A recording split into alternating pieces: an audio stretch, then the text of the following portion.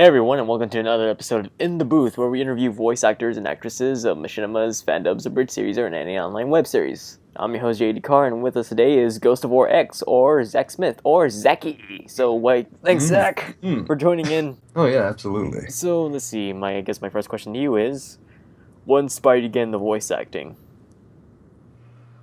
Oh god, I'll give you the short version because it was a long thing.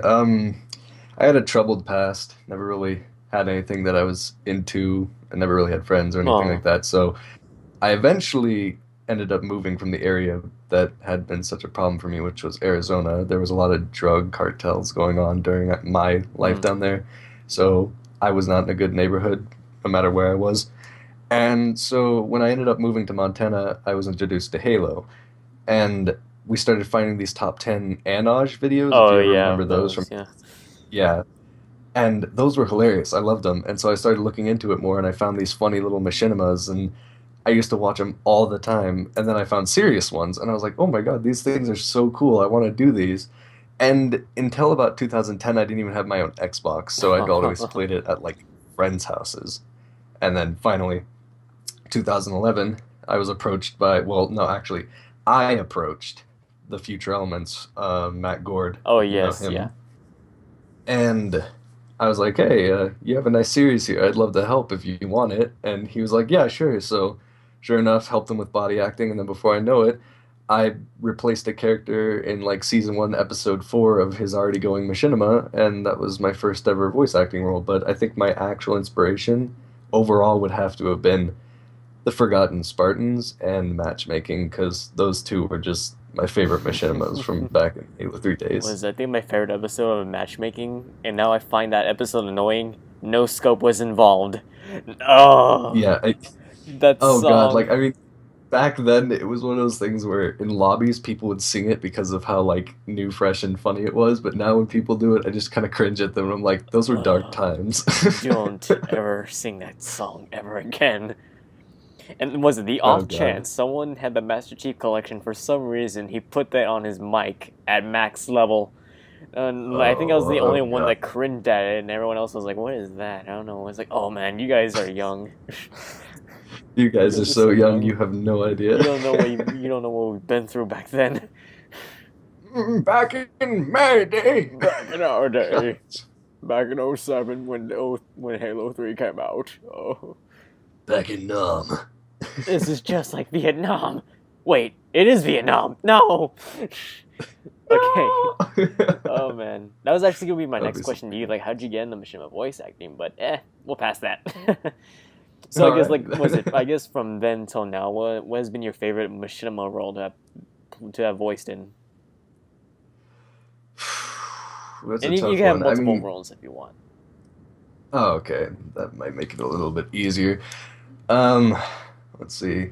I know I've done so many roles now, a lot of which I enjoyed, that it's really difficult to just put my finger on one, and especially because a lot of the ones I really like never actually came out due to them either not finishing them Oh, or because other reasons like that. So it's like, oh man, I really like doing that character, and then like it never comes out, and it's like, and there it goes. And so one machinima in particular, I'll just leave it with one for now that I actually really enjoyed voicing for because it was new for me at the time because I hadn't really done something like it, which is always what I'm looking for is new roles that I haven't done before because I love just messing with myself and trying to test what I can and can't do. And so it was playing Dazarick, I believe was his name. Yeah, hmm. Dazarick in the Machinima Shock, which unfortunately also Oh, never saw being finished. And it's I like, actually like that oh, series. yes, and it was really well done. Everybody who voice acted it, like, just was so good. I was so happy. I just never expected that I was going to reach the quality it did. Just the effects, the voice acting, etc. Like, it just was really, really nice, and I was just pleased with it overall. And I loved having to work with it, and just seeing it not get finished is just like a little bit of a stab into my heart. But it's Oh like it's yeah. okay. It's not the first one, so At least you got 2 episodes out. Yeah. yeah. The second one was definitely my favorite, but the first one was a nice build up to what we were going to do, but that's a Uh, shame. I was gonna say, was it like in like the majority of the machinimas that I see you in? Sometimes like you're typecasted to play like this guy behind the desk, like an officer or like some old Oh man or God. like some wise person. So I don't know. Sometimes do you hate when you're sometimes like typecasted? Let's see. Well, it's mainly one of those things that I kind of got myself into because once I literally my first role was supposed to be this over douchey, deep voiced guy, which was in the Colonel Gord series. And so I'm sitting there playing this guy and starting to reach out, and this is the only role I have to show for. So people were like, "Oh, you can do deep voices, cool." And then they just started doing that. So I kind of got myself into that pickle, and as of the recent years, I've been slowly trying to get myself into more diverse roles simply because while I know I can do these deep roles and elites and all that stuff, it's like I'd like to do a few different things. I mean, I know I can do really crazy voices when I'm playing Xbox just out of nowhere, and then I forget about it the next minute. They're like, "Do that again." I'm like, "Do what again?" And they're like, "The voice." And I'm like, "Which one?" It's just like, Do the cranky old so man I don't know. voice. It's just it's a blast to do voices. I find myself just doing them all the time, and it's just when you get typecasted into one kind of specific area, you like it because you're familiar with it and you know you can get away with it really well, especially with varying it, which I like to do with all my roles is give them their own personality, even if it's just a slight change from other ones. It's nice to give them their own touch because a lot of people tend to do like the Morgan Freeman thing where they just use one voice in everything they do, and it's like that's nice, but it kind of takes away from the character. I feel like Yeah. I'm listening to you, not the person that you're supposed to be playing. So it's an interesting thing. I'm not upset about it because I understand why people would want me to do those simply because I can, but it's definitely nice to branch out. And a few people that I voice act for on the regular basis love to do that with me. They love to just be like, "Oh, right, which role do you want to do?" And I'm like, "Oh, nobody usually asks that. All right, I'll just do this one because it's different. And even if it's not a main role, I don't care because it's fun to do." So Yeah. Anyways, do you prefer live voice direction or just go off the script that the director gives you? I tend to improv every once in a while, depending on if there's like errors in the script that I see.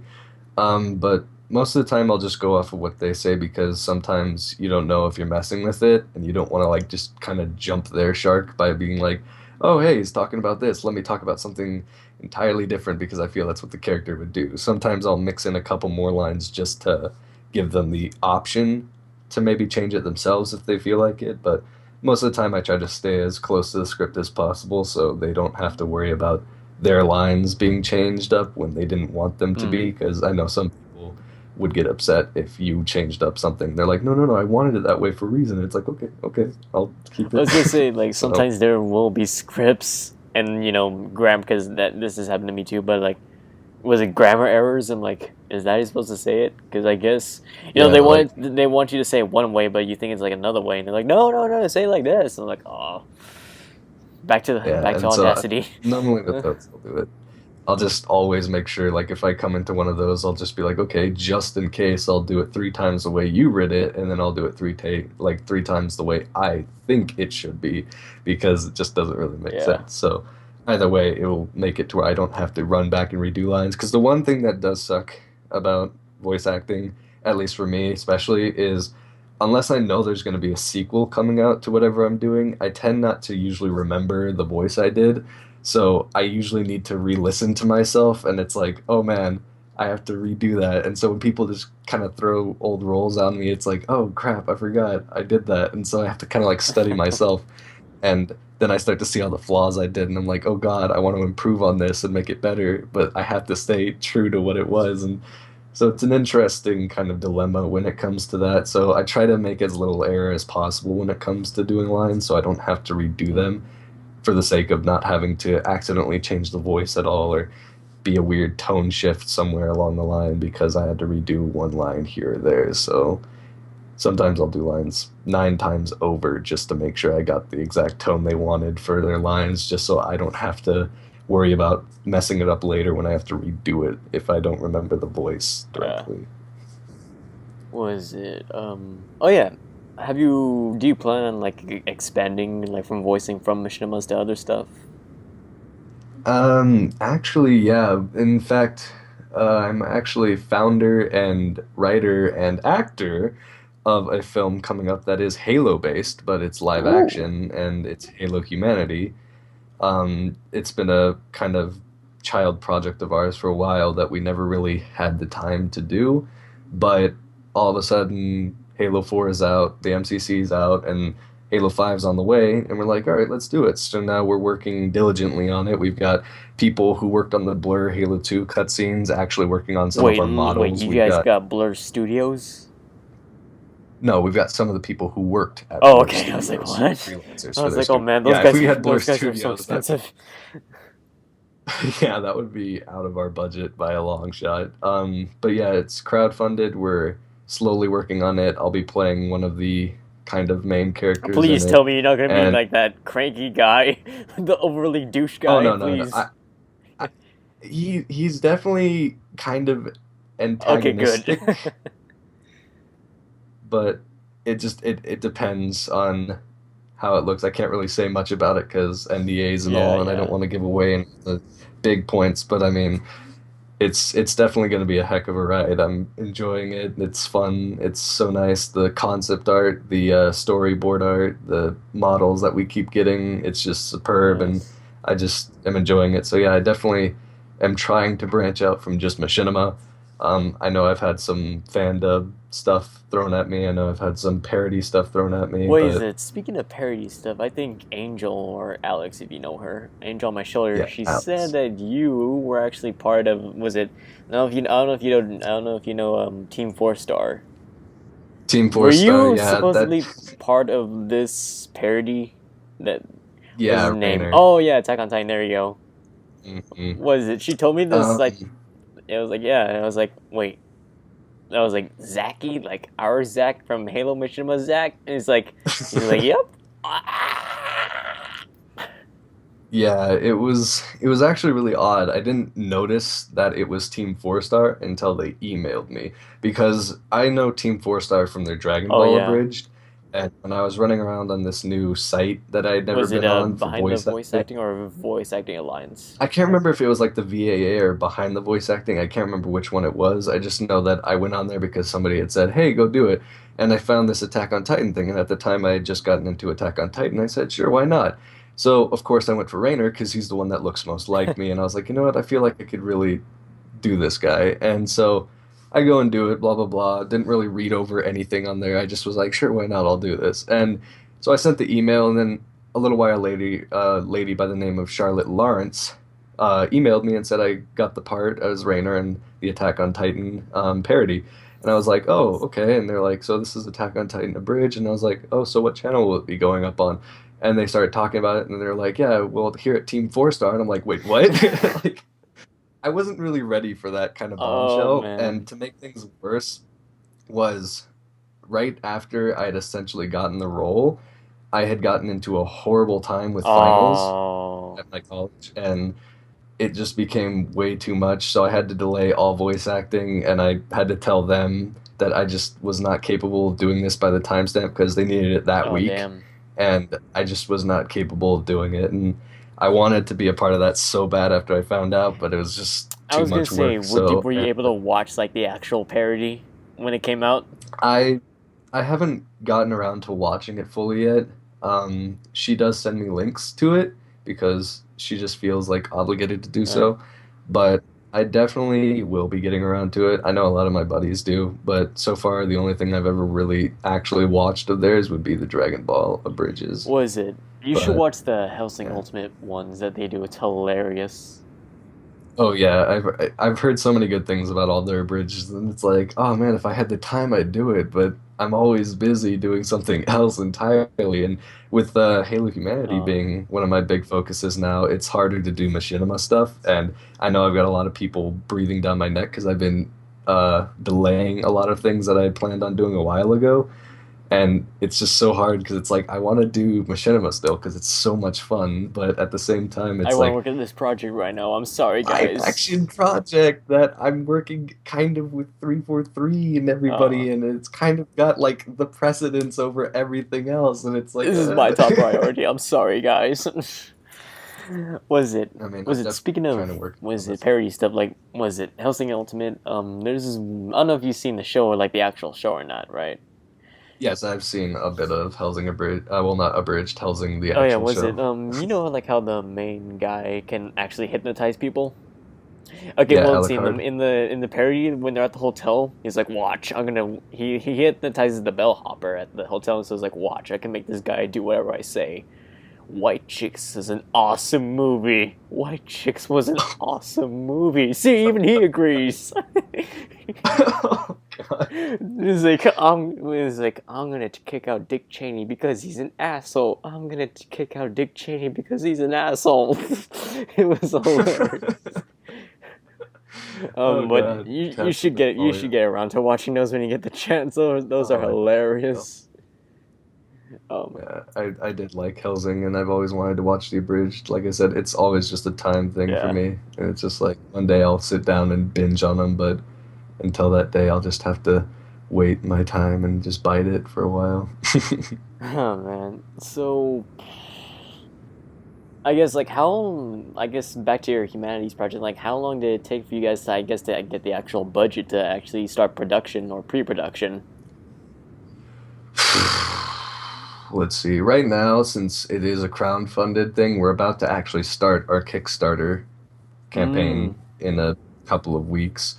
And before that, all of the budget that we've had put into it has been out of pocket. Uh So everything we've been doing so far has been completely funded by us. All the money that we've put into the project has been just from our kind of paychecks, especially our directors and the other founder uh who's with me.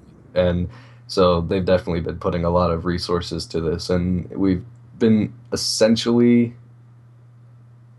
I guess you could say, maybe almost 25% through the full production of it, because we're going to be working on the aspects of the Kickstarter. And then after that, once we get the funding done with the Kickstarter's campaign, that's when we're actually going to go into mm. production. We're going to actually be filming up in BC and Canada. Oh nice. And then I think after that, that's all post production. We're trying to see if we can't beat Halo 5 before it comes out, but the launch for Halo 5 seems like it might be coming out somewhere near the end of August or early It's September. most likely So gonna be September. Or maybe if not, they might delay it to November. it's entirely possible. And since we don't really know the exact date, we're just kind of holding our breath and seeing. I mean, if we don't beat it, then we don't beat it, but we're definitely trying to, because I mean, we've got partnership with Halo Channel now. They're gonna air it on there Oh as well as nice. our YouTube channel. Quick And so question we've though. got. Oh sorry, yeah, I interrupted Uh, you. no, I no, was it's gonna say, okay. is it gonna be like a short length like film or like not like a medium We're type length film? we're aiming for around an hour to 40 Not bad, not minutes bad. with it. It's not like a full length film. It's still kind of debating whether or not we're gonna release it in parts or release the whole thing just so people can watch it. It just depends on what happens in our post Mm. production and that kind of stuff. But yeah, we're really hard at work on making sure that it's as good as it can be, because our motto for it is it's a film by the fans for the fans. And so while it may not be entirely canon to what happens in Halo 5, we're definitely trying to keep it as close to the Halo universe, canon yeah. of the universe as we. But it's an interesting project. It's definitely been one of the more fun ones I've had my time Mm. with. All right. Let's see. Oh yeah, here's a fun question for you, Zach. This is kind of relating to voice acting. So, like, you've seen a bunch of like shows before, right? Like cartoons or anything. Yes. So, my question to you is, who's your favorite voice actor or actress? You can have multiple if you want from any type of show. Could be a cartoon, online web series, anime, anything. Have fun with that. Yeah, to be honest, when I was a kid, I didn't really, back in Arizona, I never really got to watch much TV. I mean, mainly due to us moving around a lot and just the living conditions that Mm. we had. But when I did watch anime for the first time, which was Dragon Ball Z, I really liked the characters in that, but one in particular, which was Vegeta, was just really the guy who got my attention and was actually one of my role models for a while before I stopped being such a dick to everybody Oh, back in middle school, because I took out a lot of my frustration from the earlier 12 years of my life out on people who didn't really deserve it up Mm. here. So it was kind of one of those things where it was like, oh, okay, I can not be a douche because after like watching halfway through and seeing Vegeta not be such an asshole anymore and start to be nice to everyone, it was like, oh, I can do that too. So in a sense, it for some reason kind of changed my personality, but I guess I can thank Chris Sabat or Sabat, if you will. I don't remember how Yeah, to it's say his sad, but last name too you well. said it good. Yeah, okay, yeah. I can really thank him for that because he has just awesome voice acting and he does a lot of the characters in Dragon Ball. So many of them. So yeah, it was really nice when I figured out, oh my God, he does actually a lot of the people in this. Jeez, okay. Like it's nice to see someone like that because in essence he was kind of my role model before I even knew I wanted to be in voice acting. I just looked at him and said, "Wow, this guy's really cool. He's talented and he can do a lot of things, and he's not a dick all the time." And it's just like, all right. Yeah, But yeah, yeah. Let's see. And do you ever think like maybe you may get sick and tired of machinimas, like move on to something else, like more live action stuff? hmm.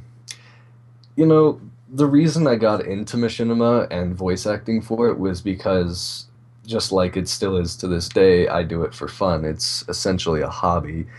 And while I would love to expand my voice acting career, I don't see myself just dropping machinima anytime soon simply because I like Halo and I like Mm. doing stuff with Halo's engine. So it's a matter of it's still something I enjoy a lot. And although I know that a lot of people have differing opinions on how machinima is doing right now and stuff, it's just how the world works. Sometimes things lose their thunder, sometimes they don't. I mean, me being me, I just enjoy voicing for Halo stuff more than other random things like Sims projects, which I had done before, and they weren't exactly my favorite things in the Oh, world. But I mean, it was still an interesting thing to do. But yeah, Halo Machinima and Machinima in general is just a really nice form to get into when it comes to that because you're able to really give life to characters that are lifeless in the beginning. And in comparison to just doing acting for bridges, they already have their character, and you have to kind of amplify that through doing that kind of voicing, I suppose. And it's one of those things where one character you can give them anything you want, and then the other character you are kind of restricted. just kind of make a So joke about what they can or can do. yeah. And it's just how it is to me. I just enjoy voice acting for machinima and doing them, and it's supposed to be about fun. People who take it too seriously for views or try to make it be some serious film quality project, they're just trying to take it beyond what it really should be, which is just a fun amplification of Halo itself. I mean, that's just all I've ever seen it as is people have fun making them, then I have fun watching them, even if they're horrible. I know somebody enjoyed making it, and it's just nice to know that there are people who still have that kind of spirit when it comes to Yeah. creativity. So definitely not going to get tired of it anytime soon, as far as I am All right. aware. Let's see. Oh yeah. So you've been in a lot of machinimas. So I was gonna say, who was your favorite voice actor or actress to have been cast alongside with in a project? You got multiple if you want. Okay, well, two in particular are guys that I have both known for a while and talked to on multiple occasions. They're really I think I nice might know guys, who. really. Yeah, they're some of the well-known deepest voices in the machinima community, and by that point, it's hard not to know who they are. But Jason Axelrod and Daniel Yes. Hodge. Long live the Oh man, these Axelrod. guys are a And blast. Daniel Hodge, yes. Yeah, I've worked with both of them. I've talked with both of them. We've hung out multiple times, and it was sad seeing Jason leave the community. It was like just so kind of abrupt, but at the same time, it was like, not everyone can stay around forever and do this sort of stuff. And so we kind of gave him his goodbyes and just watched him go. And then he never came back. I mean, he literally almost like disappeared off the map entirely. Most people didn't even know he had left until he had to be replaced in Oh some yeah. machinimas. And I know Daniel, uh, last year started making it to where he needed to be paid for machinima Uh-huh. work because there are a few people in the community that he just didn't have much taste Uh-huh. for due to the way they acted in the community, and so he kind of got sick of it. And I remember actually yeah, back when Colonel Gord was out, we actually were the ones who kind of got him into machinima. Mm. And so we found out that he was a really good voice actor out there, and he had auditioned for it. And sure enough, we put him up as a role in Invasion, I Oh, believe. nice. And before we knew it, he just took off, and everybody loved him, and rightfully so. He's one of the greatest deep voices you could ever get into machinima. So, but yeah, they're both really good guys, and I look up to both of them with a lot of respect because Daniel wants to hit it really professional, and I don't really know what Jason's doing anymore, but they were both really fun guys to hang around with. Nice. Was it? I guess. What was it? There's been a big influx of, I guess, fan dubs like nowadays. So, what's your opinion on fan dubs and I guess abridged stuff? Bridges are the same as they were like 5 years ago. I mean, they're funny takes on normal shows, and I love them. It's nice to see that people can add humor to normally terrifying universes at times. Like, I mean, Helsing is a story about Dracula in essence, and it's like a pretty gory thing, but I mean, you can add humor to it, and all of a sudden it changes the outlook Yeah. entirely. And with Dragon Ball, I know that when I watch the abridged and then I go back and watch the original, I'm expecting to hear a bunch of little crack comedy lines, and I'm like, oh wait, it's like I They're all forgot dying this now. is the No. original. It's like, where's the And Krillin on so it's count? No. no more Krillin count. But yeah, it's just it's an interesting thing to go back and forth between the bridges and stuff. Bridges are just always nice like twists to the normal thing that you're used to, especially if you've watched the abridged series Oh beforehand. yeah. You kind of get those jokes a lot more than those who hadn't. So if you were a fan of Attack on Titan before the Attack on Titan abridged come out, then you would get those jokes a lot more than if you had no clue what Attack on Titan was. And the same thing goes with fan dubs. People love to dub over things. I know people have done English dubs over normally Japanese animes and put them onto YouTube. I know people have done fan dubs of their favorite characters. I think I did a dub of Smaug when I was bored. Smog. And Nice. yeah, like every time somebody says his name, I don't know if it's right or wrong. And I've constantly, and the weird thing is in like The Hobbit itself, there's like three different times when they say the name differently. And it bothers me because it's like, You okay, said this so which way. one You is said it? this way. Now Gandalf says this way. Smaug, Smog, and Smag. And I'm like, all right, which one? Which frickin' one? It's like, I hate getting it Yeah. wrong because pronunciation is usually I something just that I call him the take. dragon because I do not want to pronounce him in a conversation.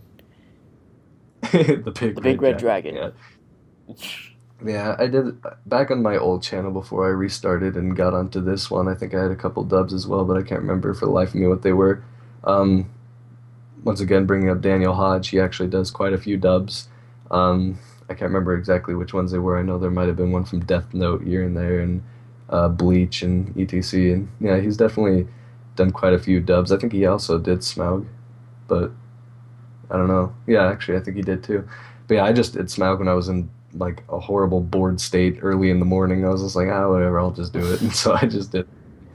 That was that. But yeah, I'm not so much of a fan when it comes to fan dubs because I just don't really see the point in it. I mean, I know it's fun to test your voice to that, but I mean, if I were to do a fan dub, I'd usually try to see how many of the characters in the series that were there that I could try to dub. Normally, not all of them because some of them just have voices I'm not able to match, like really high pitched ones where it's like this little 9-year-old looking thing, and it's like I Yeah. can't do Was it that. like no? It's like no But offense to the guys that actually do that stuff, but like I'm also friends with a bunch of fan dubbers as well. But it's just, it's like, it's like yes, I know it's good practice, but come on, why don't you try comic dubs at least? Because like I heard those are actually fun to do. Because you ever done I've comic seen people dubs? do comic dubs. I actually helped a few people do comic dubs, and I think Brandon Coe had shown me a comic dub that he was currently doing. I don't know if he ever actually got around to doing it, but he had showed me the comic to it. It was definitely interesting, and we talked about it. But I don't think I've ever done a comic dub. I've seen people do them, and I've worked with people who did them, but I don't think I've ever actually done Hmm. it. You should try them like one of these days. They're actually fun to do because you know you got so much room to work with.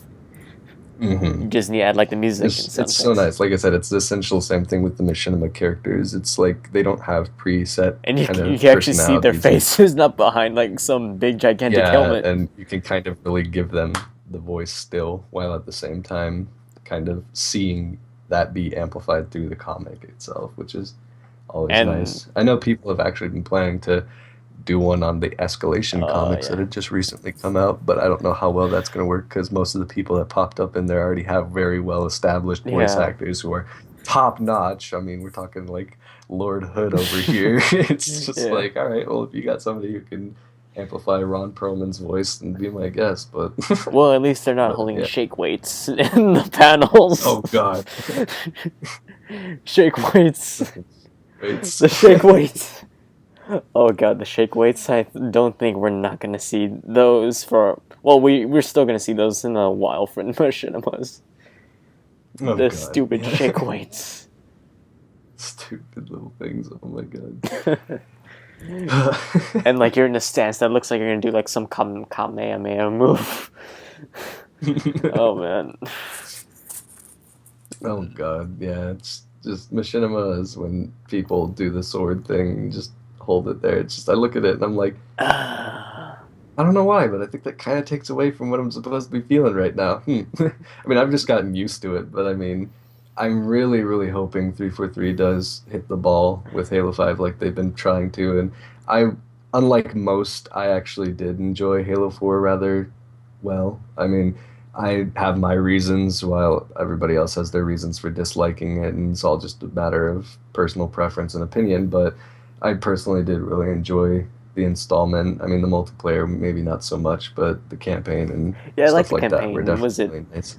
probably the one thing I do like from multiplayer is just like the maps. Like they actually look gorgeous. Like the scenery. Like look at the lighting, the scenery. It actually looks nice.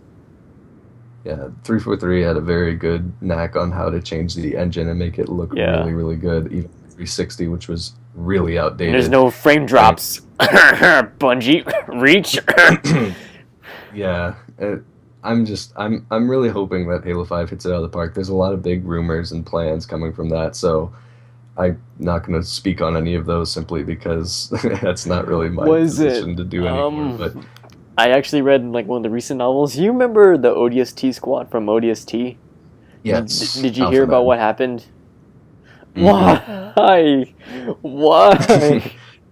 I had honestly expected it going into the book. I was really, really sure it was going to happen. So when it did happen, it didn't really catch me off guard because I was like, yeah, it makes sense. But at the same time, it's definitely one of those things where it was like, oh, that really Why? hurts because now you can't really go back and like play ODST without just thinking about that and being like, oh my God, I'm no longer in a living body. And then This guy's and dead. then what's his name kind of defected, so I'm like, what?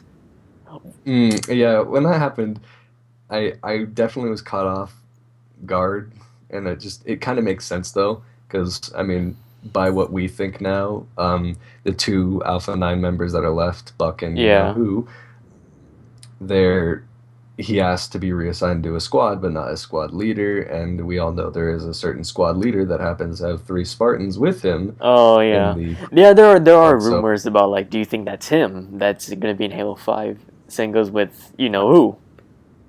yeah, I'm gonna put my money down I on those two being a part of was Locke's it, it's a team. shame that what's his name, the big guy. It's too bad he retired.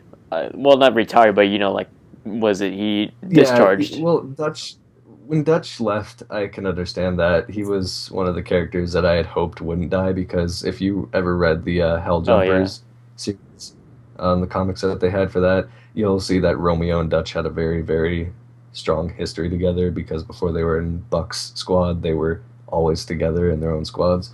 So it was definitely one of the harder points in the books for me because it was like I knew exactly how hard that was for them to kind of split up, but I mean, Dutch was a heck of a character, so I was happy that at least he just kind of went out and retired and went with his wife instead of having to have met some gruesome fate that would have Oh sucked yeah. because Dutch was super my favorite ODSTs of the bunch other than Buck. But yeah, Amen. just that little amen. It's just, yeah. Yeah. Oh man, did they ever say what happened to Dare? Because I never really knew what happened to Dare after that. Yeah, in the book, there is off and on throughout the entirety of it. Actually, during the mission where you know who Yeah. defects, she was the one who sent Oh. them essentially through the Oni protocol because they needed Spartans, and of course, these are their new Spartans. And at the end of the book, also, she is there talking to Buck about what he should do, and he decides that he wants to go join a squad after she had kind of given him the push in this, like, I guess, Hmm. essence. But man, it like that book was tied with Contact Harvest for like the most sex scenes. Oh my god, do Like not, Contact do not, Harvest. do not, do not explain Contact Harvest. Just, I know. I just Joseph Staten is a great writer, but he tried damn hard to like just put as much freaking sex into It's like, that book as dude, possible. this isn't 50 Shades. We're reading Halo. 50 Shades of Halo. 50 Oh Shades of man. Halo with Johnson narrating. Yeah, so now that that's out of the way, and Joseph is slated to do yet Oh another book about the god. Shadow of Intent, I'm hoping that we don't have to get ran into another like giant elite orgy Oh system thing my that he wants to throw in there. god. But God forbid, knowing Staten, I don't know. He's one of those writers who likes to kind of take leaps of faith and do things that most normally don't. That being one of them. So he's totally not afraid of doing that. I mean, I commend him for that, but it kind of like it's just one of those weird things where like you're sitting there reading this book and all of a sudden it's slowly starting to turn into like some softcore written porn and you're like, oh door. It's just like This isn't Mass nobody. Effect. This is Halo. This is getting all Mass Effect-y in here. Where's Shepard? Shepard. Shepard. Nah. The Reapers are coming. Well, Kind kind of. of. You mean the Prometheans? Yes. Yeah. Oh man. What was it? Yeah, Interesting. we're gonna sidetrack here from the novels. I was gonna say, do you still play like console game, or are you going more of a PC gamer now, man? Oh, well, speaking of, I'm actually staring at Forge and Halo 2 Anniversary on my remake of Guardian that I actually just finished. Ooh. I'm definitely still full blood-hearted console gamer. I'm almost always on my Xbox if I'm not doing something important because I do enjoy console gaming a lot. PC gaming has its perks, but I mean, personally, just a Xbox fanboy at heart. I mean, obvious reasons aside, it's just I'm more comfortable with the controller in Yeah, my hand same. other than I'm still not used to keyboard keyboard, and like, mouse. although I do play the occasional League of Legends and maybe Smite. Mhm. But other than that, still console. I was gonna say, Yeah, oh, sorry, I interrupted you. oh, that's Uh, okay. was it, I think you got, no, was it, okay, I messed up my thing. What games are you expecting to think will be good this upcoming year? My two champions, maybe three, would be Star Wars Battlefront, Halo 5, and Quantum Break. Those are the three that Yes. I'm really into. Uncharted 4 got pushed back until next Which, year, which so I'm PlayStation's glad line, they are. yeah, PlayStation's lineup is pretty sour now because of that. And I mean, it kind of sucks, but at the same time, hey, I mean, Xbox is going to get a little bit more power in that kind of end Yeah. game. So I mean, whatever, that's fine by me. But I'm not much of a console war Yeah, same here. flamboyant guy, so I don't really care who does what as long as people just enjoy their consoles. Then I'm fine with it because I just like my Xbox One. I know people who like their PlayStation 4s, and it's just the games exclusives that make you buy those. I mean, if Uncharted was on Xbox, I'm sure people would buy Xboxes Yeah. just for it. It's just like people buy it for Halo. So, regardless of it, it's always just about the exclusives. That's why not everybody's a PC Yeah. gamer.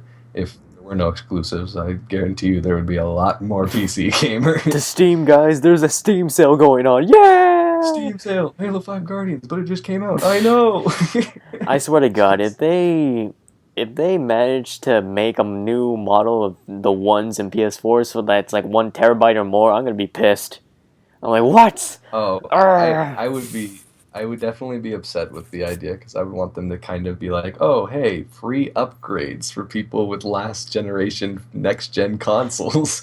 Like, it definitely is one of those things where I see them upgrading these consoles just like they did with the 360s. However, considering how early it is into the development cycle, I'd really, really hope that there was some kind of reimbursement plan or like trade-in Yeah. plan where you could trade your Xboxes in for the new That would ones be with maybe great. some $50 deductible, because it just doesn't really make sense that you would upgrade your consoles already halfway and then be like, okay, now start making games for these consoles, and like having to start doing this weird floppy thing where like your games run extremely well, 60 FPS, 1080p on the newer ones, yet they can only manage like 960 FPS on the older ones. That's something that's just, you can't really do that without doing some kind of mess up. And Yeah. so the 360s never really changed their processing power, but if the Xbox Ones or PlayStation 4s do that, then there's going to definitely have to be some kind of system for that, because that's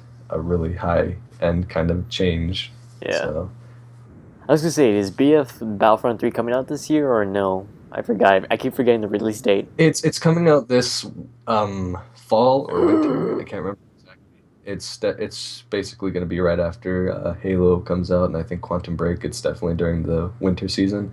I think actually DICE is preparing to show it off at the Star Wars convention coming up in Nice. April. And I believe J.J. Abrams is also planning to show something off for his yeah. Star Wars Episode 7. Yeah. So there's definitely going to be a lot of Star Wars stuff coming up in April, and I'm definitely looking forward to that, because I want to see what Battlefront is going to end up looking like, because I'm still really, really skeptical Yeah. of it being in DICE's hand. Like, I mean, I swear to God, Battlefront, they better not have remade the maps from like Battlefront 2, because if they just remastered those maps, I'm just gonna be pissed. yeah, I don't think that's it. It's definitely not a remaster Good. or a remake. It's essentially like, it's called Battlefront. It's not like Battlefront 3. Most people just call it that for the sake of calling it that, but it's just called Battlefront. So people would constantly think, oh, it's a remake, and it's like, no, it's not. It's I guess you can say it's a sequel, just with kind of a reboot name. Yeah. So you could almost call it reboot, but it's not. I just know that it's complicated, and that I'm just worried because I know DICE is DICE, and I really, really, really want them not to mess it up, because I know they can do really, really good jobs on their Battlefield games. And it's kind of funny, because I always used to mix up Battlefield and Battlefront. I would say like one instead of the other. I'd be like, oh, crap. And now it's just like, oh, Mixed match. they're both developing it. Yeah. Crap. Crap. Hey, guys, did you play DICE's Battlefront? It's like, it's even worse now, because they actually own that Yeah. IP in a sense. And it's like, oh, God. I messed up there. Dang it. What is it? I probably think like the games that I'm kind of looking forward to was it the new Tom Clancy Rainbow Six. That SWAT one, yes, that actually looks interesting. It's like, hey, we're not fighting terrorists anymore in a sense, but hey, we're doing SWAT. We're SWAT now. Yeah. And what else? The SWATs is nice, and then there's the Division. Oh both of those yes, are the Division. Like that's a nice pretty take. held up games. It's kind of weird, because like Tom Clancy being dead now, I know. and those games still coming out, it's like one of those like, Should we God, should we that's still like- continue this or no? And like, no, just because we should continue this because it's gonna make some more money for us. Yes. that's what I think. It's like somebody grabbing onto like the Lord of the Rings franchise and being like, oh, J.R.R. Tolkien's The Lord of the Rings, the finale. It's What just should we do like, now? oh. The Hobbit. But no, we're not gonna The do sets. We're Hobbit gonna do more again. CGI. Yes. Yes, more. We're gonna make the last movie so big. It's just gonna be one huge battle, not story. It's just one huge battle. No, it's just a war. Legolas is there, and an elf and dwarf relationship that you don't even know. Yeah, but seriously, I'm actually looking forward to the Division because Mhm. what is it like an actual third person Third person. MMO type shooter? Well, no, not really I don't know. MMO type shooter. Yeah, it's not really MMO. I would maybe declare it more to a shared Shared world rule, shooter.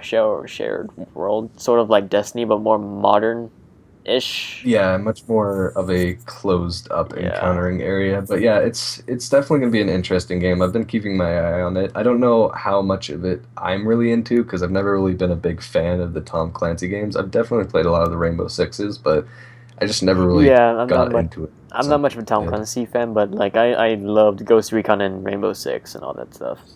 Ghost Recon, I've heard a lot of good things about. What is it? There's another game.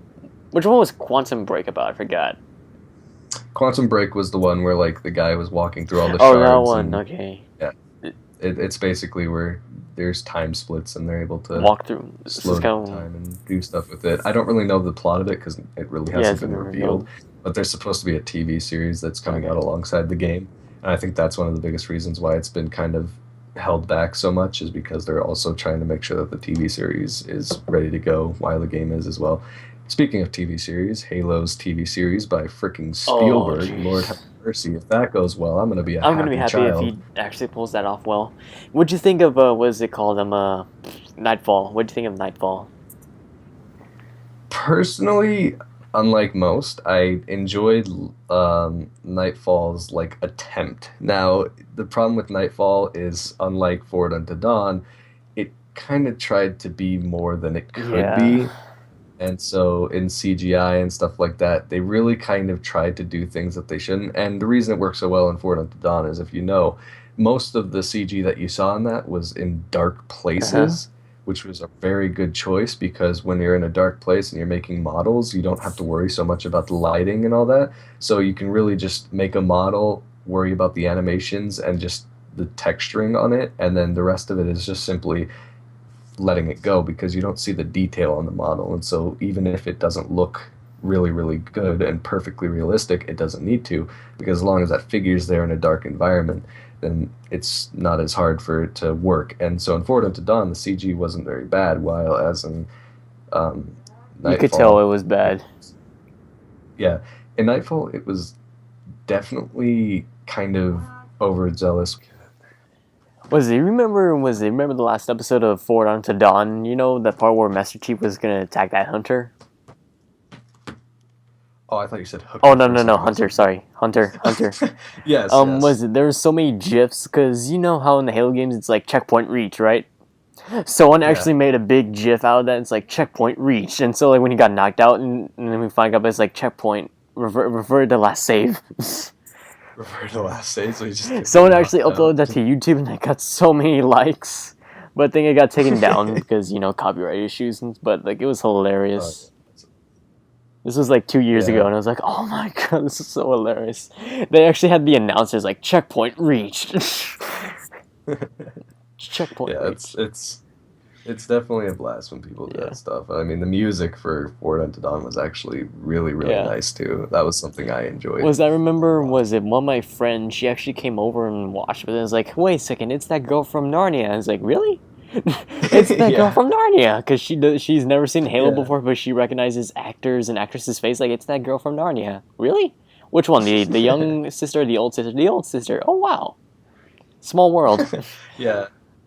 It's interesting. When I first saw that, I was like, "Oh wow, that's kind of weird choice for casting," but I'm okay Yeah, with it. And she did a pretty decent job with her character, so I'm not complaining. yeah. Yeah.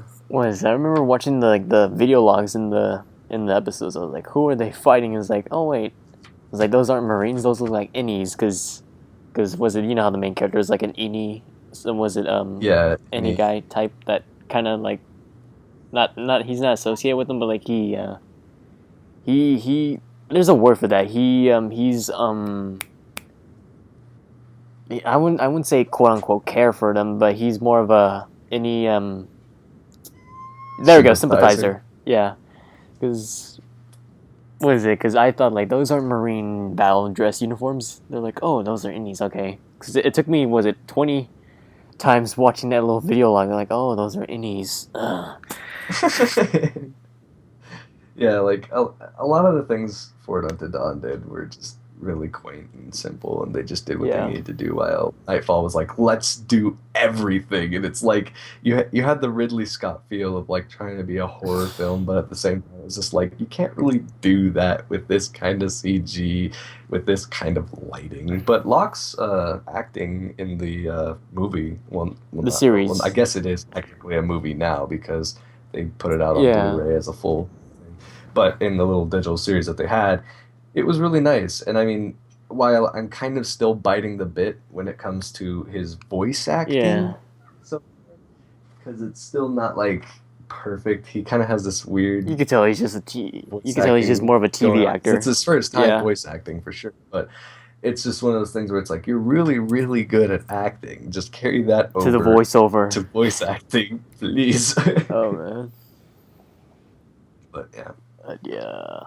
I want to see that live action series by Steven Spielberg already. yeah, I know. Spielberg has always been one of my Yeah. lovers. Oh crap. Well, we're kind of reaching the end here, so I guess do you have any advice to anyone that wants to be a voice actor or actress or aspiring to be one, Zach?